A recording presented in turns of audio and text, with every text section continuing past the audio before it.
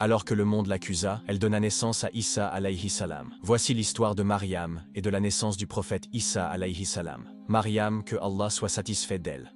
Une jeune femme, pure, pieuse. Depuis l'enfance, elle vivait retirée dans la prière. Un jour, alors qu'elle s'était isolée dans un endroit tranquille, un homme étrange apparut devant elle. Il semblait humain, mais Mariam ressentit qu'il portait autre chose. Une lumière qu'on ne voit pas, mais qu'on sent. Effrayée, elle dit « Je cherche au refuge auprès du miséricordieux ». Mais l'homme répondit calmement « Je suis le messager de ton Seigneur. Je suis venu te donner un enfant pur ». Cet homme n'était autre que l'ange Djibril, venu à elle sous forme humaine. Mariam fut saisie. « Comment pourrais-je avoir un enfant alors qu'aucun homme ne m'a jamais touché ?» Djibril répondit « C'est un décret de ton Seigneur. C'est facile pour lui, il l'a voulu ainsi. Cet enfant sera un signe pour l'humanité, une miséricorde, sans contact, sans faute. » Mais avec un miracle dans le ventre, les mois passèrent, son ventre s'arrondit, et avec lui, les regards changèrent. Les murmures se firent plus lourdes, car tout le monde savait Mariam n'était pas mariée. On ne lui posa pas de questions, on la jugea. Et elle, silencieuse, fuyait les regards. Pas par honte, mais parce qu'elle savait que personne ne comprendrait. Alors quand l'épreuve devint trop lourde, elle se retira, loin, dans un désert sec, isolé. Certains savants disent qu'un Dieu l'y a guidée, d'autres qu'elle y alla d'elle-même. Mais une chose est sûre, c'est là que le miracle devait naître. Sous un palmier, fatiguée, épuisée, seule face au monde, elle s'effondra et dit « Si seulement j'étais morte avant cela ». Ce n'était pas un rejet de la vie, mais un cri de solitude, un cri face au poids du regard. Elle avait porté ce miracle seule,